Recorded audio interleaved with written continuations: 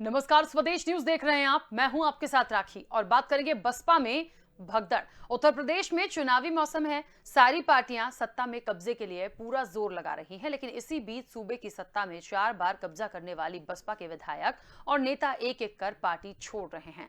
बसपा विधायकों और नेताओं के पार्टी छोड़ने का सिलसिला लगातार जारी है। 75% विधायक मायावती का साथ छोड़ चुके हैं। 2017 में बसपा के 19 विधायक जीत कर आए थे, जो अब महज 4 बचे हैं। यूपी में अपना दल और कांग्रेस से भी कम विधायक बसपा के बचे हैं। मायावती यूपी की सत्ता में 4 बार विराजमान हुई और राष्ट्रीय पार्टी होने का खिताब भी अपने नाम किया, लेकिन 2012 के बाद से पार्टी का ग्राफ नीचे गिरना शुरू हुआ तो अभी तक थमा नहीं। ऐसे में मायावती अपने खिसकते सियासी जनाधार को रोकने के लिए 2017 से अभी तक 4 प्रदेश अध्यक्ष बदल चुकी हैं, लेकिन न तो विधायकों की पार्टी छोड़ने का सिलसिला थमा और न ही 2022 के चुनाव में फ्रंट फुट पर पार्टी लड़ती दिख रही है। आखिर क्यों हो गए बसपा के ये हालात? बसपा से सिर्फ नेता छिटक रहे हैं या उसका वोट भी खिसक रहा है, और अगर खिसक रहा है तो किधर जाएगा? इस पूरी चर्चा को हम आगे बढ़ाएंगे। कई मेहमान हमारे साथ जुड़े हैं। सबसे पहले आपका परिचय करा देते हैं।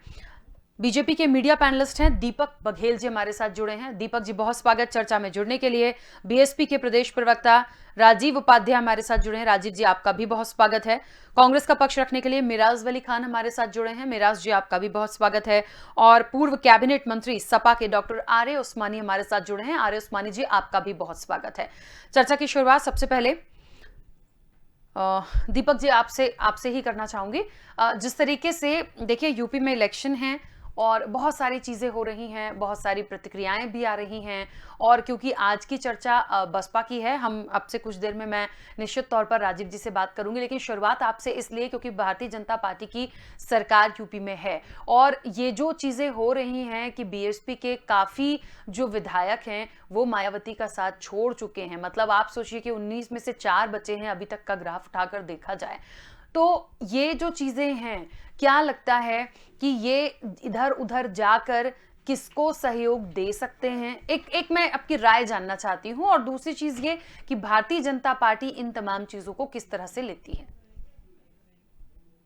प्रकार से बहुजन समाजवादी पार्टी का पहले ग्राफ चढ़ता है, लगातार बहुजन समाजवादी पार्टी ऊपर की तरफ जाती है और फिर उसके बाद में डिक्लाइनेशन होता है।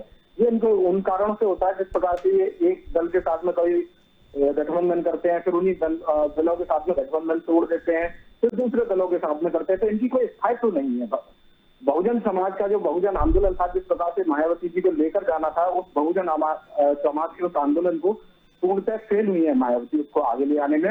इसीलिए आज जो नया युवा वर्ग का जो युवा है वो समझ चुका है कि मायावती जी अब उस प्रकार से बहुजन आंदोलन को आगे नहीं ले जाना चाहती, या समाज के छोटे छोटे तबकों में उत्तर प्रदेश को तोड़ना, जाति धर्म और प्रांत इनके नामों पे जिस प्रकार से समाज के छोटे छोटे चीजों में तोड़ा जा रहा है, तो उस प्रकार की राजनीति को प्रदेश की जनता और देश की जनता समझने लगी है कि किसी भी एक तबके को पीछे छोड़कर पूरे देश का और पूरे राष्ट्र का विकास संभव नहीं है। भारतीय जनता पार्टी ने सभी को एक साथ लेकर काम किया है, सामाजिक समरसता के भाव के साथ में काम किया, और सामाजिक समरसता के भाव के कारण आज भारतीय जनता पार्टी के ऊपर उन लोगों का विश्वास जमा है। इसलिए भारतीय जनता पार्टी आज सभी वर्गों के लिए काम कर रही है और उनकी जन लोक कल्याणकारी नीतियां सभी के लिए बराबर रूप से काम कर रही है, चाहे वो गरीबों को आवास देने से लेकर हो, चाहे वो किसानों का कर्ज माफी से लेकर हो। तो इस प्रकार से सभी प्रकार से भारतीय जनता पार्टी लगातार समाज के बीच में काम कर रही है। ठीक है, चलिए, मुझे लगता है राजीव जी भी हमारे साथ जुड़े हुए हैं। राजीव जी, बीएसपी की बात हो रही है और क्योंकि निश्चित तौर पर जो ग्राफ बीएसपी का नीचे आया 2012 के बाद से, और अभी भी जो लोग साथ छोड़कर चले जा रहे हैं, मायावती कई बार बदल चुकी हैं, प्रदेश अध्यक्ष जो हैं कई बार बदले जा चुके हैं। क्या लगता है कि इस तरीके से कैसे यूपी में एक जगह को बना पाएंगे या अपनी जगह बना पाएंगे? और यदि नहीं भी होता है तो क्या बीएसपी की कोई ऐसी तैयारी है कि जो वोट बैंक यदि खिसका तो फिर किस तरफ जाएगा?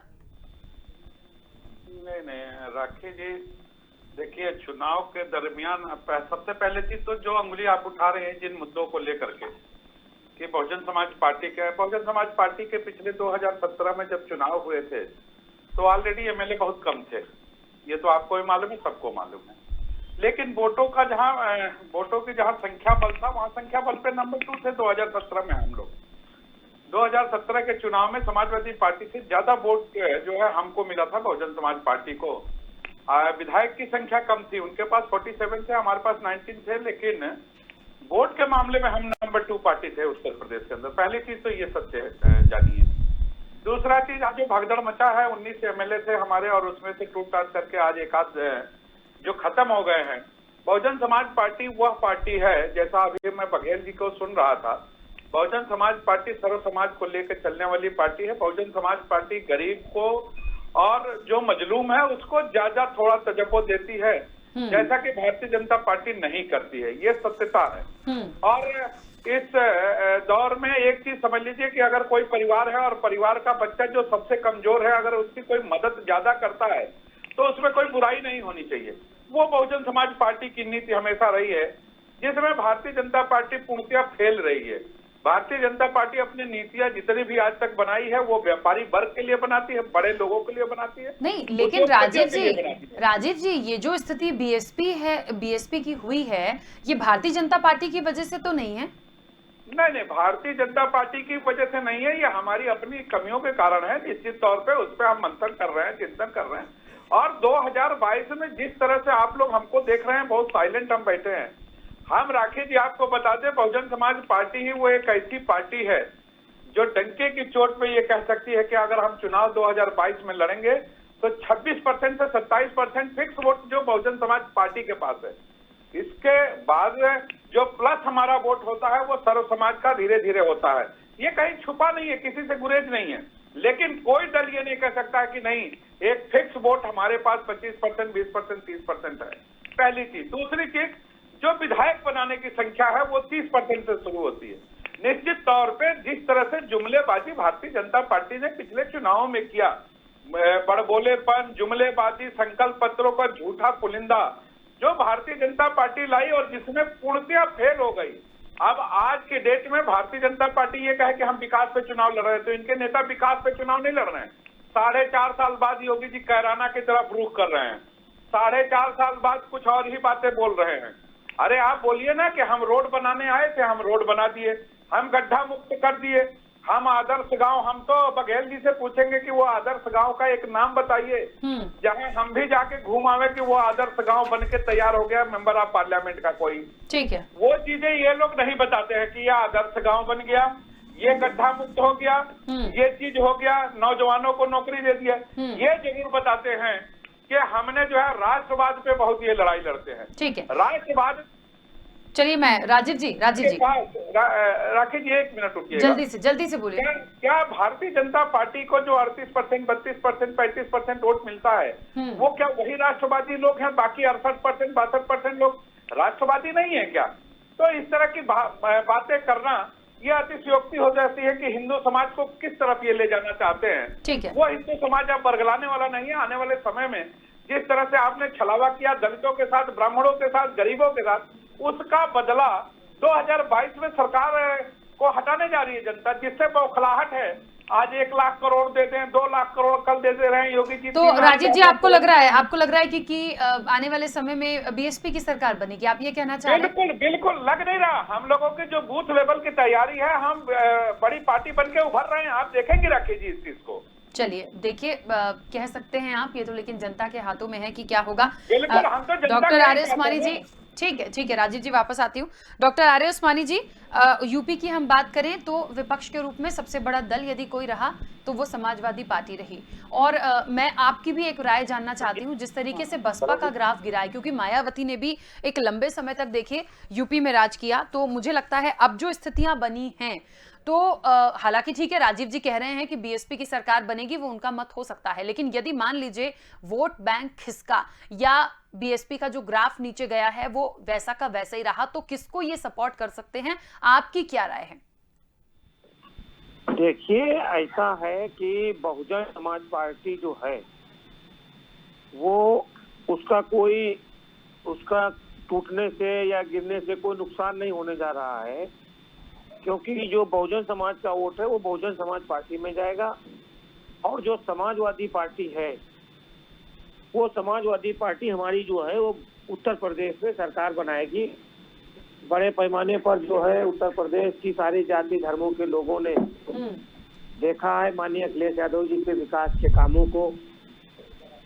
और जहां तक अभी हम सुन रहे थे दूसरी पार्टियों के प्रवक्ताओं को कि बहुजन समाज पार्टी के लोग टूट गए और लगभग 75 विधायक अभी तक शुरू से आगे तक टूट चुके हैं, लेकिन मैं पीछे जाना चाह रहा हूँ कि जब बहुजन समाज पार्टी के पहली बार 44 विधायक टूटे थे और उसके बाद जब इलेक्शन हुए थे तो बहुजन समाज पार्टी 206 सीटें जीत के बहुमत प्राप्त कर ले गई थी।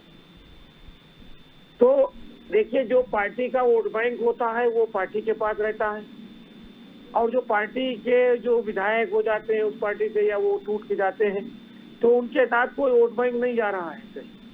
इसलिए सारी पार्टियों का वोट बैंक उनके पास है, अपने पास है। चाहे वो भारतीय जनता पार्टी का वोट बैंक हो, चाहे बहुजन समाज पार्टी का वोट बैंक हो, चाहे समाजवादी पार्टी का वोट बैंक हो, कांग्रेस का वोट बैंक हो, वो वोट बैंक उनके पास है। लेकिन कुछ जो 15-20% जो वोट बैंक होता है, जो न्यूट्रल वोट होता है, जो किसी दल से लगा हुआ नहीं होता है और वो देखता है कि कौन सरकार अच्छी बनाएगा। तो आज 2022 के चुनाव में उत्तर प्रदेश की जनता ने ये मन बना लिया है कि समाजवादी पार्टी जो है वो स्वच्छ सेकुलर सरकार देगी। सबका जो है विकास किया है उसने, चाहे कन्या विद्या धन देने का मामला रहा हो 30,000 रुपए, चाहे इंटर पास बच्चों को लैपटॉप देने का मामला रहा हो, चाहे 55 लाख परिवारों को समाजवादी पेंशन देने का मामला रहा हो, चाहे गांव में लोहिया आवास देने का मामला रहा हो, चाहे जनेश्वर मिश्रा ग्राम योजना के अंतर्गत लाखों गांवों का विकास करने का काम किया है, मजरों का विकास करने का काम किया है। तो आज पूरे देश में जो है समाजवादी पार्टी की लहर चल रही है।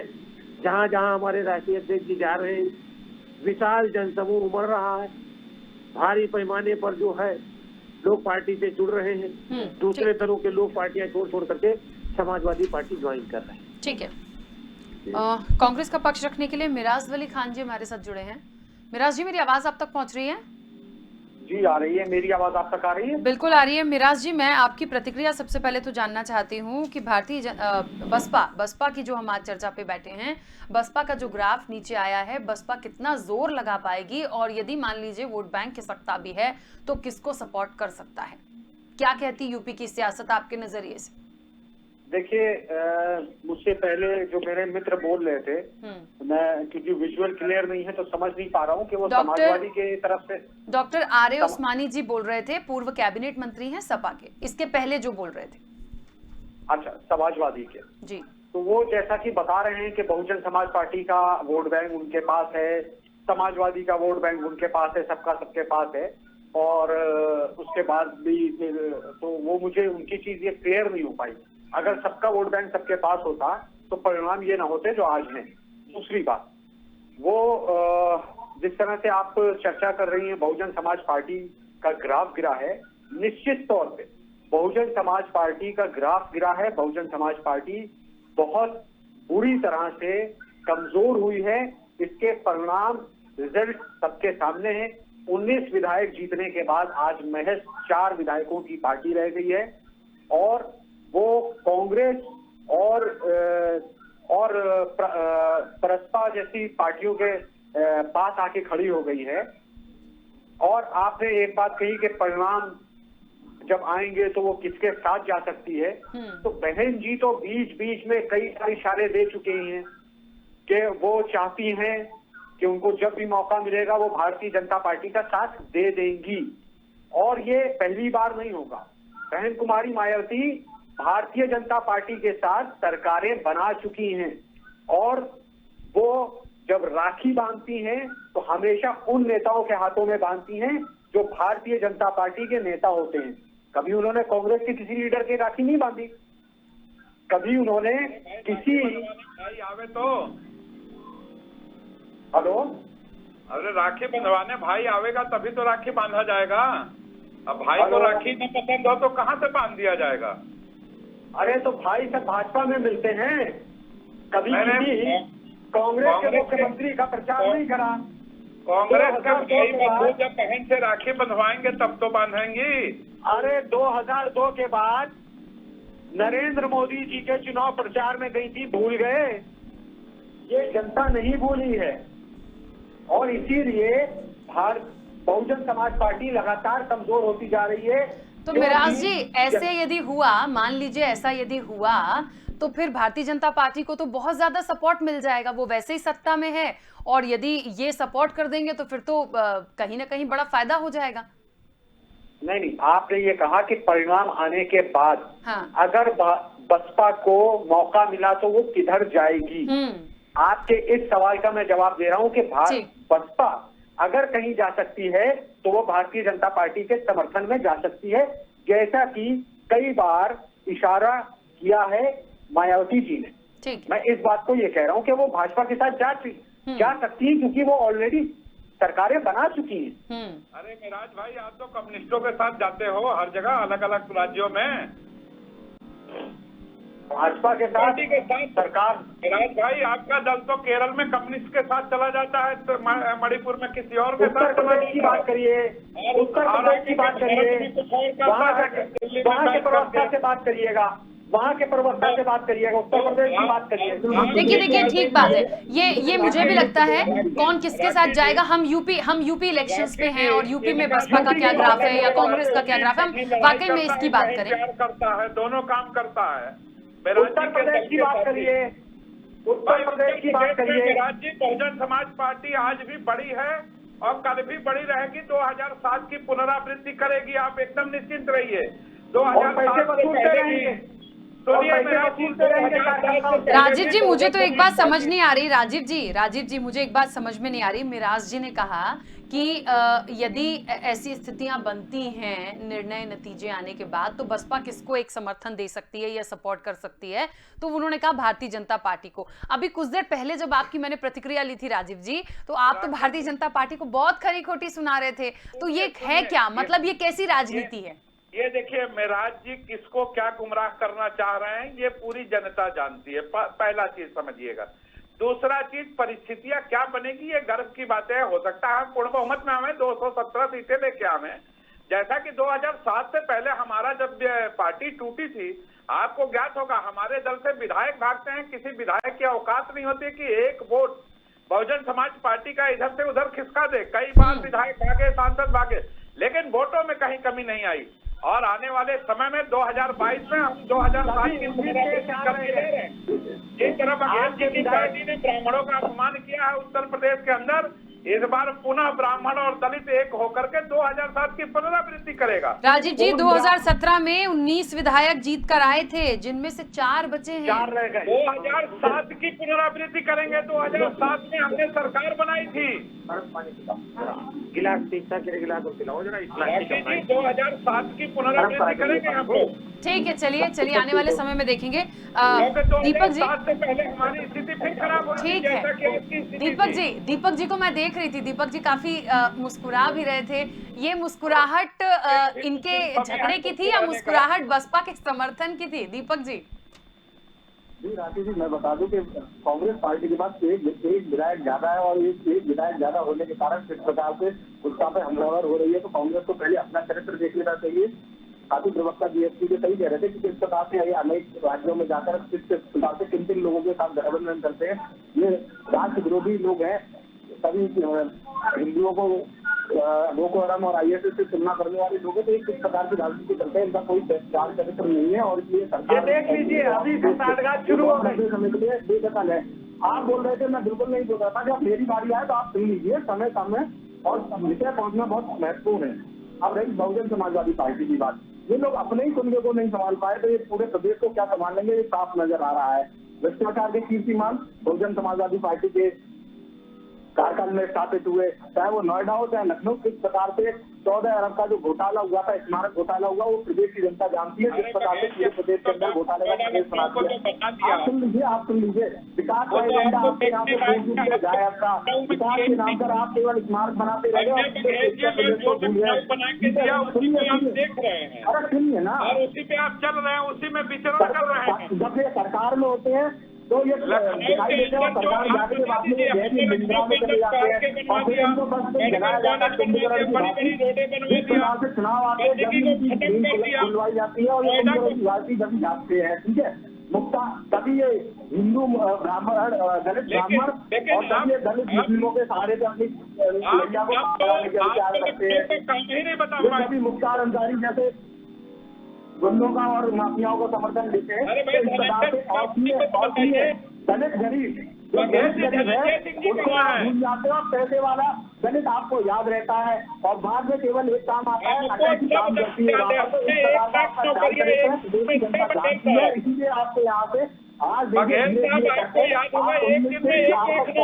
स्पष्ट नजर आ रहा है, ये स्पष्ट नजर आ रहा है। प्रदेश की जनता देख रही है और ये अभी 4 रह गए, आगे आने दीजिए, विधानसभा चुनाव आ रही है 2022 से, आपके 4 भी नजर नहीं आएंगे और ये बहुजन समाजवादी पार्टी का एकदम सफाया होने का समय है और भारतीय जनता पार्टी 350 से ज्यादा सीटें लेकर इस विधानसभा चुनाव में पुनः अपनी सरकार बना रही है। ठीक है, चलिए राजीव जी 1 मिनट में वापस आ रही हूँ। आयुष मारी जी, ये मुझे ऐसा लग रहा है कि देखिए ये बात तो बिल्कुल सही है कि चाहे मायावती ने राज किया हो, चाहे हम मुलायम सिंह यादव की बात करें, फिर अखिलेश यादव की बात करें, अब भारतीय जनता पार्टी की सरकार है, तो देखिए ये एक बदलाव यूपी की सियासत में बहुत बार बड़े स्तर पर देखा गया है। लेकिन अभी की हम बात कर रहे हैं कि आने वाले समय में क्या होगा, तो मुझे लगता है क्योंकि मुख्य विपक्षी दल यदि सपा है तो निश्चित तौर पर सपा भी अपनी पूरी तैयारी के साथ होगा। लेकिन बसपा अभी भी ये मानने को तैयार नहीं है। उनको लग रहा है कि भले 4 बचे हैं लेकिन 2022 में सीटें बहुत आएंगी, क्योंकि निश्चित तौर पर सत्ता पक्ष पर निशाना साध रहे हैं। लेकिन फिर भी मुझे ये समझ में नहीं आ रहा कि फिर सपा कहाँ है। सपा 1 नंबर पे है। सपा जो है 400 सीटें जीत करके भाजपा, कांग्रेस, बसपा का सफाया करके 400 सीटें जीत करके उत्तर प्रदेश में प्रचंड बहुमत की सरकार बनाने जा रही है। आप देखिए ना, जन फैलाव उमड़ रहा है चारों तरफ लगातार। राष्ट्रीय अध्यक्ष जी जा रहे हैं जहाँ जहाँ, वहाँ जन सैलाब उमड़ रहा है। भारतीय जनता पार्टी को किराए पे आदमी बुलाने पड़ रहे हैं। आजमगढ़ में जो है उन्होंने किराए पे आदमी बुलाया जो रैली की। तो इस तरीके से जो है, और जो अभी आपके नेता तो आपस में मंच के ऊपर लड़ रहे हैं जी, आपके नेता तो मंच के ऊपर लड़ रहे हैं। हमारे वहाँ ऐसी कोई विधानसभा सीट नहीं है जहाँ 1 दर्जन से कम उम्मीदवार उन्होंने आवेदन किया हो आवेदकों ने। कहीं कहीं 60 है, कहीं कहीं 80 है। तो इसी से आप पता लगा लीजिए कि किसका लोकप्रियता ज्यादा है। आप लोगों के वहाँ तो कोई टिकट लेने वाला भी नहीं है, कोई टिकट मांग नहीं रहा है। भारतीय जनता पार्टी के विधायक वो भी भाग के समाजवादी पार्टी शामिल हो रहे, बहुजन समाज पार्टी के विधायक वो भी भाग के समाजवादी पार्टी शामिल हो रहे, कांग्रेस के लोग वो भी टूट के समाजवादी शामिल हो रहे हैं। जितने छोटे छोटे दल हैं वो सब आ रहे हैं और समाजवादी पार्टी को बिना शर्त समर्थन दे रहे हैं, कोई डिमांड नहीं कर रहे हैं, कह रहे हैं जिताएंगे। ठीक है, मैं बीच में रोक रही हूँ। देखिए मुझे आज इस चर्चा में एक बड़ी रोचकता लग रही है कि सपा कह रही है कि बसपा हो या कांग्रेस हो या दूसरे दल हैं और बीजेपी हो, वो सब टूट के हमारे पास आ रहे हैं तो हम बड़ी एक शक्ति के रूप में जीत कर आएंगे, सरकार बनाएंगे। बीजेपी सत्ता में है, बीजेपी के अपने अलग दावे हैं काम को लेकर, बसपा अलग नहीं मारी। तो मुझे ऐसा लग रहा है, और हाँ मिराज जी ने कह ही दिया था कि कहीं ना कहीं बसपा बीजेपी को सपोर्ट कर देगी। तो मुझे लग रहा है अंदरूनी रूप से यदि सब आप लोग एक दूसरे को सपोर्ट कर रहे हो तो सरकार किसकी बनेगी फिर? ये तो एक बहुत बड़ा सवाल हो गया आज। मिराज जी पहले आप अपनी बात रखिएगा। हेलो, आवाज आ रही है आप तक? हाँ मिराज जी बोलिए। देखिए, कांग्रेस पार्टी अपना काम कर रही है। प्रियंका जी लगातार मुद्दों पर, हम किन्हीं भी ऐसे जातवाद या धर्मवाद से नहीं, हमारी पार्टी की मुखिया, हमारी पार्टी की जो महासचिव हैं वो लगातार मुद्दों की राजनीति कर रही। अभी कल इलाहाबाद में दलित परिवार के 4 लोगों की हत्या कर दी गई। बताइए कौन गया? बहुजन समाज पार्टी का कौन सा नेता गया? मायावती जी कहाँ गई? अखिलेश यादव कहाँ गए? लखीमपुर का मसला हो, हाथरस का मसला हो, कोई सा मसला हो, ये आप याद कर लीजिएगा, खबरें ले लीजिएगा। मैं उस दल में भी शामिल था, सबसे पहले पहुंचने वालों में इलाहाबाद हम लोग थे। आपकी पार्टी देखिए, पहले कुछ नहीं होगा सर, आपसे कुछ नहीं होगा। सहानुभूति ही देना है। सबसे आपके नेता कहाँ थे? अरे हमारे यहाँ तो सब नेता हैं, हमारे यहाँ तो बूथ का जो अरे कार्यकर्ता यही तो मसला है, आपके सब नेता हो गए हैं, आपके सब नेता हो गए हैं, राहुल गांधी और सोनिया गांधी आपके नेता हो गए, यही तो ओवर कॉन्फिडेंस है आपका। नेता पैदा किया जाता है मेरा जी। आपके सब नेता हो गए। बहुजन समाज पार्टी वो पार्टी बोलने है दीजिए, बात जो रखने अपने दीजिए। बूथ के नेता को बहन जी के बराबर बात का रखने दर्जा दीजिए। देती है। ये बहन जी की शक्ति होती है। लेकिन आपके यहाँ जो सोनिया जी के दरबार में नहीं जाएगा वो कांग्रेसी नहीं हो सकता है। ये चीजें आप क्या लागू है। देखिए, इलाहाबाद में लॉ एंड ऑर्डर की व्यवस्था खराब, ये उत्तर प्रदेश सरकार को सोचना चाहिए कि जो उत्तर प्रदेश सरकार लॉ एंड ऑर्डर की इतनी डंका पीट रही है, उसके शासनकाल में निरंतर ठीक है, हत्याएं चलिए। हो रही है, पुलिस हत्या कर रही चलिए, है। ठीक है, समय की सीमा है।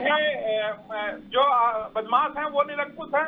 ठीक है, तो मुझे अभी लगता के है इस चीज को कोई कहीं कुछ छुपा भी हुआ कह रहा नहीं हो, है। सब अपना अपना धर्म निभा रहे हैं, अपनी अपनी पार्टी का पक्ष रखकर, लेकिन मुझे लगता है जनता किसी दल की नहीं है और उसका नतीजा वाकई में बहुत दिलचस्प होंगे यूपी के इलेक्शन। समय की सीमा है। आप सभी मेहमानों का बहुत शुक्रिया इस चर्चा में जुड़ने के लिए। तो आपको बता दें कि वाकई में कहीं ना कहीं बसपा में भगदड़, देखिए वाकई में 19 में से सिर्फ 4 बचे हैं, लेकिन ये कह रही है कांग्रेस कि पूरा का पूरा जो जनाधार बीएसपी का यदि खसकता है तो वो बीजेपी की तरफ चला जाएगा।